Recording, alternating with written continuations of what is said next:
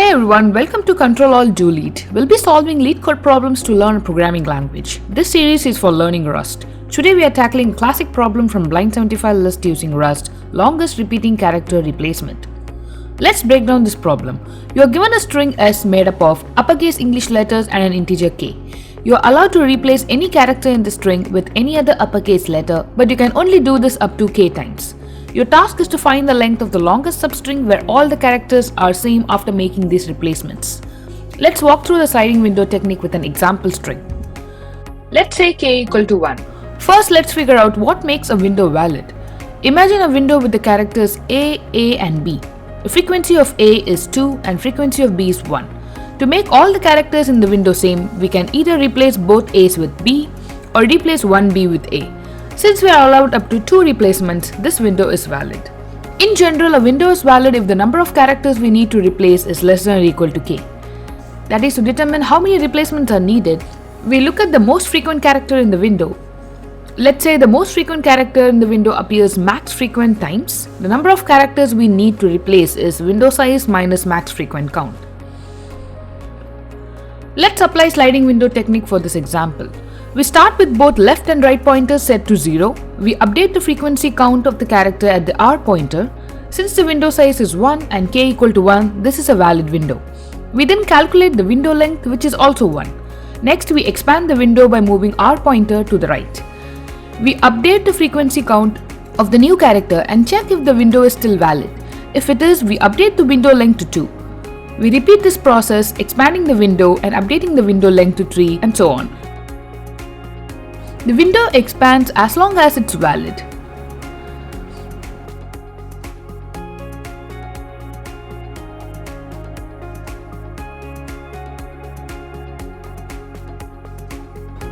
When the window becomes invalid, we shrink it by moving the left pointer forward and adjusting the frequency map. The maximum window length is updated whenever a valid window is found.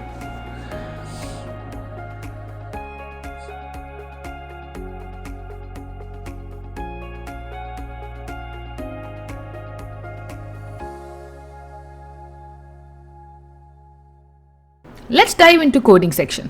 We start by figuring out how to loop through strings in Rust. We'll use the chars method to get an iterator over the characters in the string, and then we can use collect to turn that into a vec of characters. Now, to keep track of frequency of each character, we'll use a hash map. For our case, the key will be a character and the value will be the frequency, which is i32, basically a number. To build this frequency counter, we'll loop through the chars iterator. Rust has this method called entry that makes it easy to work with the hash map entries. If the key doesn't exist yet, entry will add it with the default value using .or_insert method and gives us a mutable reference to the value. In Rust, a reference lets you borrow a value without owning it. A mutable reference lets you change the value. Here, &mute i32 is a mutable reference to an integer. But here's the catch. You can't just do plus equal to on a reference. You need to dereference it first using star to get to the actual value. To get a value out of the hash map, we'll use the get method. It takes a reference to the key and returns an optional value. If the key exists, you get sum of value. If not, you get none. If you're sure the key exists, you can use unwrap to grab the value out of the sum. If you want to update a value, you can use getMute, which gives a mutable reference to the value if it exists. Again, you will need to unwrap it to get to the actual value and then dereference it to make changes. For example, we can decrement the frequency count like this. Now let's go over the whole code. First, we'll set up a few variables to keep track of things. Left pointer starts at 0, max count starts at 0. This will help us track the most frequent character in the current window. Max window length also starts at 0. This will store the length of the longest valid window we find. As we move the right pointer through the string, we'll update the frequency of the character at R in hash map. Then we'll figure out the new max count by comparing the current max count with the updated frequency of the character. We need to check if the current window is valid.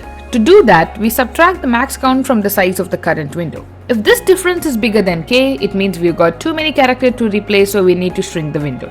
If the window is valid, then we continue calculating the length of the current window and update the max window length if this is the longest window we have seen so far. Now, instead of using a hash map, we can simplify things by using vector of indices to store frequencies. Since we are dealing with the uppercase letters, the vector size will be 26. Each index in the vector corresponds to a specific letter. As we iterate through the string, we can calculate the index for each character by subtracting the byte value of A from the byte value of the current character. This gives us a value between 0 and 25, which we can use as the index in our frequency vector. Since Rust requires indices to be of type usize, we'll cast the result to usize. Once we have the index, we update the frequency vector at that position. After processing the string, you will see that the frequency vector reflects the count of each character. Now let's see the whole code with this approach. As discussed in the previous approach, once we compute the index of the current character, we update the frequency and calculate the max frequency count. And we define our condition to shrink the window. We decrement the frequency of character at L pointer and move the L pointer forward to shrink the window and calculate the valid window's length. Thanks for watching. I hope you enjoyed the video. If you did, don't forget to hit that like button, subscribe and ring the bell so you never miss out on future content. Feel free to leave a comment below with your thoughts or any questions you might have. See you in the next one.